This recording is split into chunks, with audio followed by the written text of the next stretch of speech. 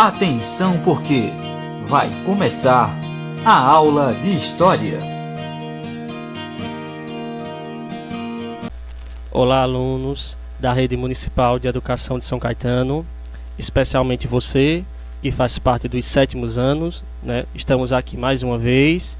Eu sou o professor Adriano e hoje nós teremos mais uma aula de História, né? A aula número 3. Então, conto com a colaboração de vocês.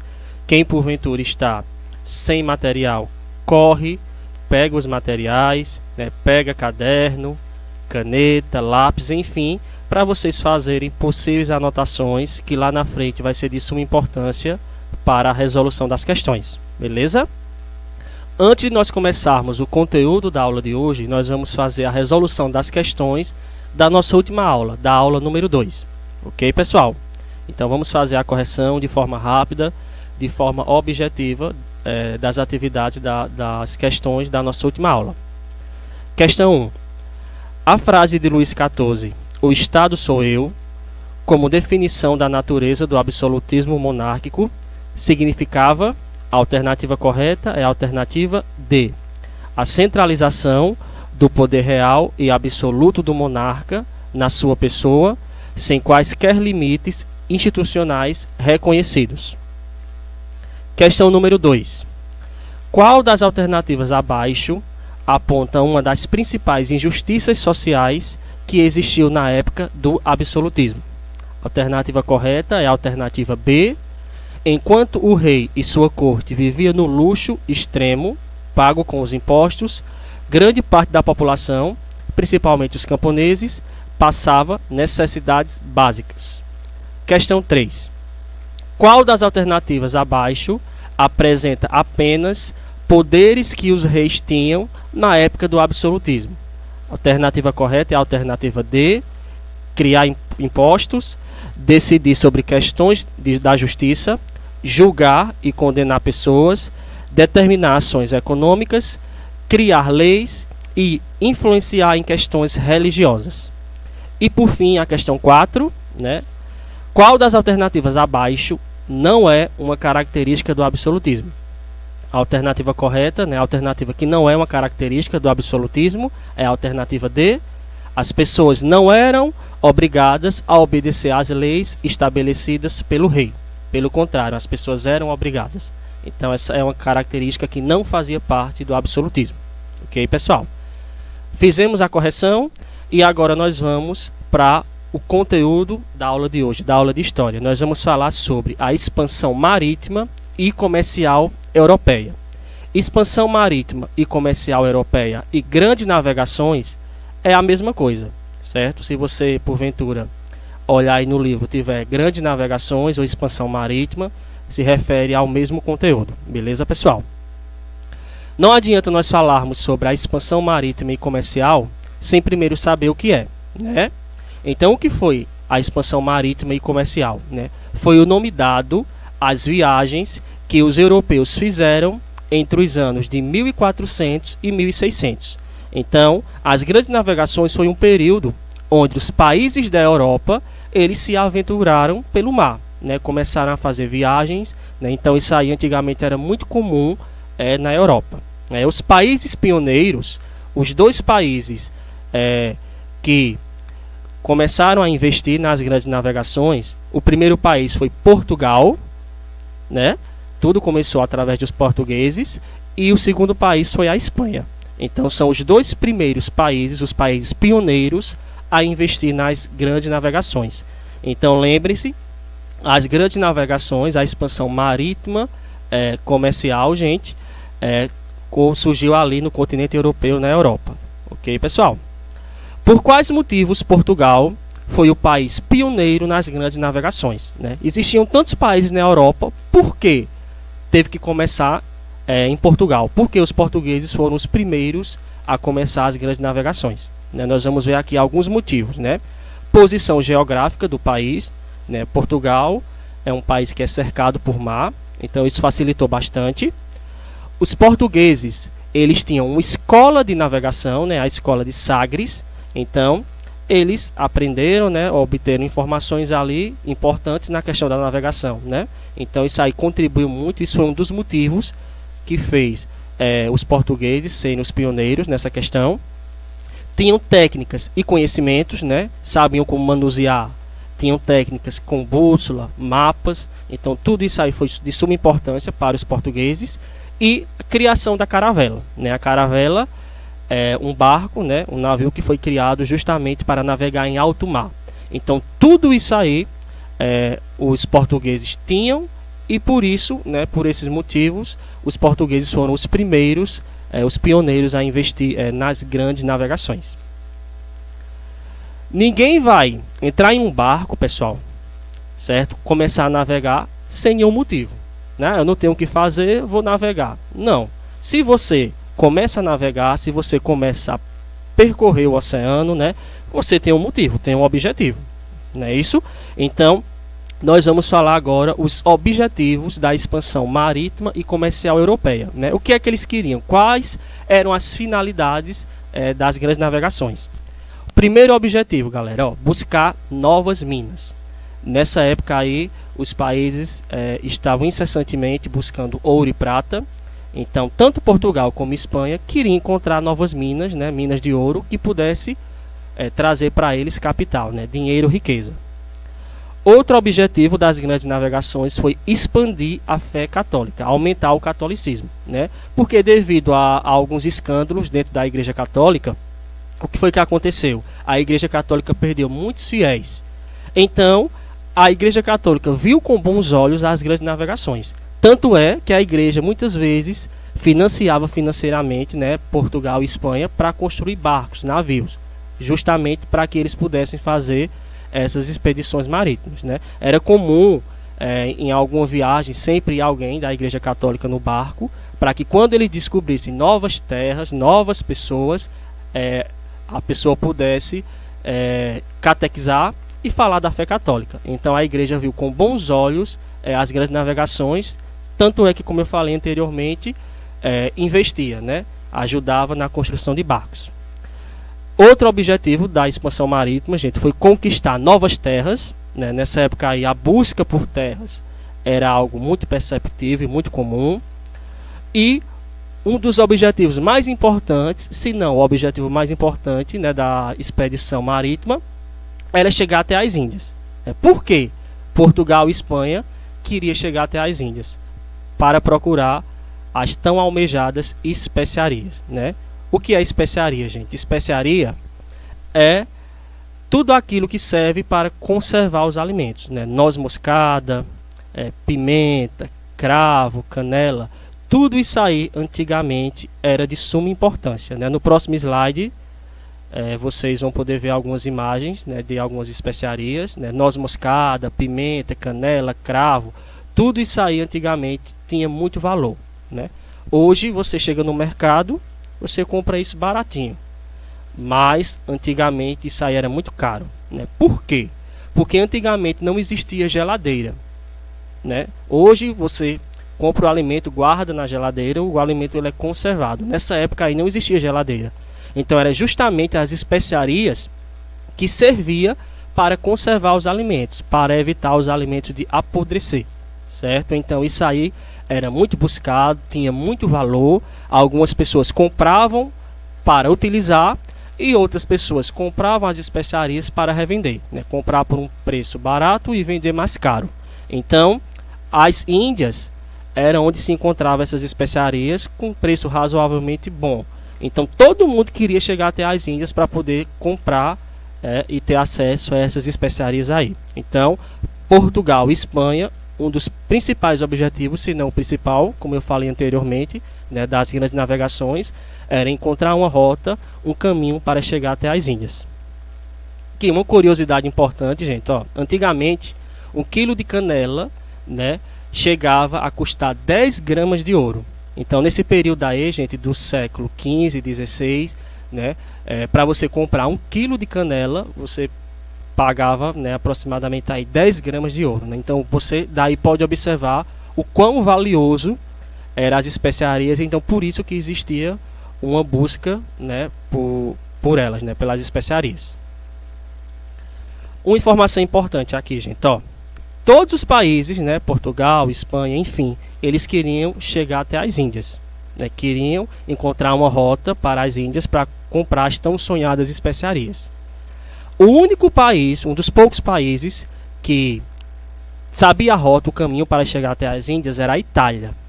A Itália sabia a rota para chegar até as Índias. A Itália não dizia a rota a ninguém. O que é que a Itália fazia? Comprava as especiarias das Índias e vendia mais caro para os outros países. Vendia mais caro para Portugal, vendia mais caro para a Espanha. Então, Espanha e Portugal se sentiam explorados pela Itália. Poxa, eles compram um valor e querem vender outro valor, então a gente tem que encontrar uma rota, um caminho para que a gente possa comprar diretamente da Índia. Então, por isso que eles buscaram a todo custo chegar até as Índias e encontrar um caminho, né? Porque eles se sentiam explorados pela Itália, que comprava as especiarias por um valor razoavelmente barato e vendia mais caro. Aí você pode questionar, mas professor, por que tentar chegar até as Índias pelo mar e não por terra? Né? Por que não ir por terra? Tinha que ir pelo mar. Por diversos motivos, né? Além de viajar por terra ser mais caro nessa época, demorava mais e era mais perigoso. Então, por isso que era comum antigamente, gente, quando as pessoas iam se deslocar para outro lugar, para outra região, normalmente eles irem de navios, né? Porque viajar por terra nessa época era muito perigoso, demorava muito tempo e também saía mais caro, né? Uma coisa importante, pessoal, que aconteceu no período das grandes navegações foi a questão da tecnologia, né? Hoje é muito fácil, né? Quando você vai se deslocar para outro lugar, você não sabe por onde ir, tem lá o GPS, né? Isso facilita bastante a sua vida. Nessa época aí não existia GPS. Então, o que era que os navegadores eles utilizavam quando eles iam fazer alguma viagem marítima, né? Eles utilizavam algumas tecnologias que, embora sejam antigas, eram de suma importância nessa época, né? Cartografia, né? Que eram os mapas, né? Um método para a criação de mapas. Então, normalmente, quando alguém ia viajar, Portugal, Espanha, tinha lá um mapa para tentar facilitar, né, a viagem. Eles podiam olhar no mapa e ver mais ou menos que direção e que destino seguir. Outra tecnologia que surgiu importante nessa época foi a caravela, né? Que era um barco feito exclusivamente para navegar em alto mar, né? Para navegar em lugares distantes. E a bússola, que era um instrumento que servia para localização e orientação. Então eles olhavam a bússola e sabiam mais ou menos onde estava, norte, sul, leste, enfim. Então tudo isso aí foi de suma importância no período das grandes navegações, e isso aí era encontrado nos navios quando alguém ia fazer alguma viagem. Existiam, galera, nessa época alguns perigos imaginários, certo? Algumas lendas, né? Não era qualquer pessoa que tinha coragem de entrar em um barco, em um navio e navegar pelo Oceano Atlântico ou Pacífico. Tinha que ser uma pessoa de coragem mesmo, certo? Porque existiam algumas lendas, alguns perigos imaginários que se tinha nessa época, né? Ó, se acreditava, pessoal, que nesse período aí existiam monstros e serpentes marinhas. Então muita gente tinha medo de navegar, né? Eles tinham a ideia de que iam começar a navegar, de repente, no meio do caminho, ia vir uma serpente, um monstro marinho que ia acabar engolindo eles. Então, isso aí era uma ideia, uma lenda que existia nessa época aí. Outra lenda, né, que existia era que perto da linha do Equador as águas ferviam. As águas eram quentes e isso iria acabar matando as pessoas queimadas, incendiar o barco. Então, como eu falei, eram lendas que tinha gente que acreditava, e uma pessoa tem que ser muito corajosa para poder ter a coragem, né, de entrar em um barco e navegar pelos oceanos, né? E outra lenda, né, outro perigo imaginário dessa época é que as pessoas não sabiam que a Terra é uma esfera, né, que a Terra era redonda, que girava, enfim, né? Isso depois de muito tempo foi que foi descoberto. Nessa época aí as pessoas tinham a visão de que a Terra era plana. Então ia chegar um certo momento que eles iam navegar até que iam cair em um abismo, né? Iam cair no inferno. Então se tinha essa ideia, né? Essa ideologia, essa lenda. Então, como eu falei, não era qualquer um que tinha a coragem, né, de navegar, de descobrir aí os oceanos, os mares, beleza? Aqui nós podemos ver essa imagem, né, de uma dessas lendas, né, da serpente marinha. Isso era algo que se falava muito nesse período. Nessa outra imagem aí nós podemos ver, né, uma ideia que as pessoas tinham de como era a Terra, que a Terra era plana, né, e ia chegar a um certo ponto que eles iam navegar e de repente iam cair num abismo, né? Isso é muito comum a gente encontrar em desenhos, né? Em desenhos a gente vê, né, que o camarada navega e de repente cai em um abismo. Isso é muito comum de se verificar. Se já não bastasse os perigos imaginários, gente, tinha os perigos reais, né, que esses daí são piores do que as lendas, né? Isso aí realmente podia acontecer, né? Os navegantes, eles poderiam enfrentar vários tipos desses problemas aí reais, né? Ó, ventos desfavoráveis, né, poderia ocorrer, né, de o vento ali atrapalhar a navegação, ameaça de o navio encalhar, de parar no meio do mar, né, e não ter para onde ir, não ter o que fazer, doenças desconhecidas. Era muito comum no meio das viagens as pessoas morrerem, né, pegar determinada doença e acabar morrendo no barco e ser jogado no mar. Povos e lugares estranhos era um perigo real, né, porque como eles estavam buscando descobrir novas terras, né, também automaticamente iria descobrir novas pessoas. Então seria algo estranho, né, de repente deles lidar, ter contato com algum povo carnívoro, enfim. Então era um perigo real. E por fim, fome e sede nos navios, né? Muita gente acabava morrendo de fome, de sede, né, nessas viagens, e como eu falei anteriormente, muitos eram jogados no mar, né? Vamos agora falar, gente, sobre um tratado muito importante, que foi o Tratado de Tordesilhas. Esse tratado, ele recebe esse nome porque ele foi assinado na cidade espanhola de Tordesilhas, ok? O Tratado de Tordesilhas, ele foi assinado no ano de 1494. Foi um tratado assinado entre os dois países pioneiros aí nas grandes navegações, né? Portugal e Espanha.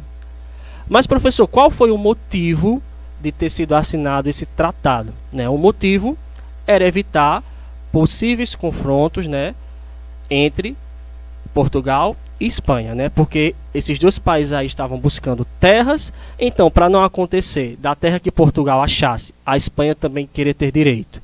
Para não acontecer das terras que a Espanha achasse, Portugal também querer ter direito. Então foi feito esse tratado, né? Foi feito um tratado para que as terras que aquele determinado país encontrasse seria daquele país, ok? Então foi feito esse tratado aí entre Espanha e Portugal. Aí nós vemos uma imagem que ilustra bem, né, o Tratado de Tordesilhas, né? Foi feita uma linha imaginária e essa parte verde aí, qualquer terra encontrada, né, nessa parte aí iria pertencer à Espanha, e no mapa essa parte amarela, qualquer terra encontrada iria pertencer a Portugal. Então foi um tratado feito para evitar possíveis confrontos, né, possíveis guerras aí entre esses dois países.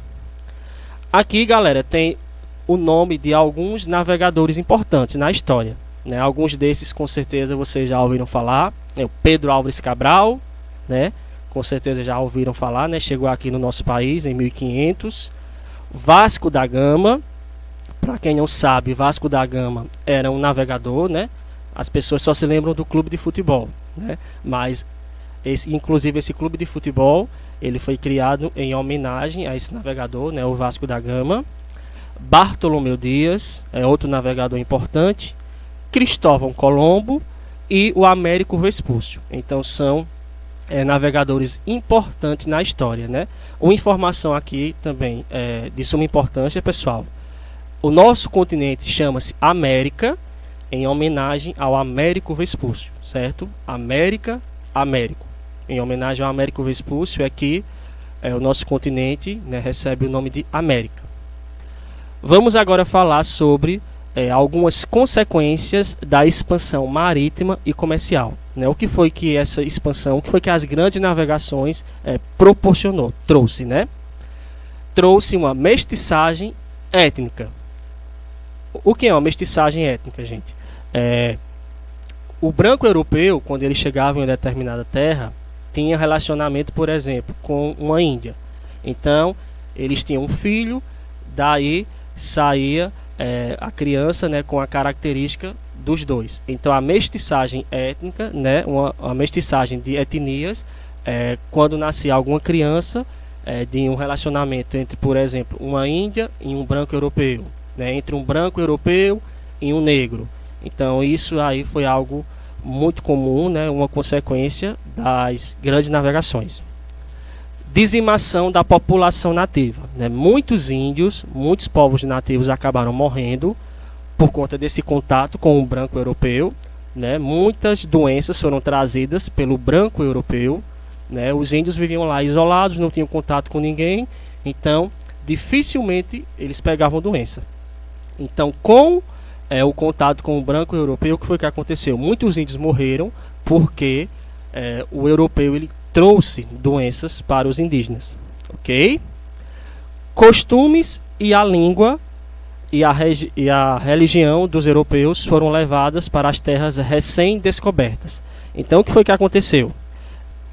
O europeu, né, o branco europeu, quando ele chegava em uma determinada terra, ele obrigava, né, os nativos daquela terra a seguir seus costumes, sua língua e sua religião. Então, muitos nativos foram obrigados a seguir os costumes europeus, né, a religião europeia, né, dos europeus, né, os índios lá, os nativos tinham sua religião, mas os brancos, né, se utilizaram disso para obrigar os nativos a seguir seus costumes, né, sua religião, ok? E aqui nós podemos ver um mapa conceitual, né, de tudo que eu expliquei, beleza? Sobre a expansão marítima. E é isso, pessoal. Aqui tem algumas referências, né, alguns sites, alguns links que foram utilizados para a aula. Obrigado, pessoal, pela participação de vocês. Fiquem com Deus e até a próxima aula. Tchau, fui!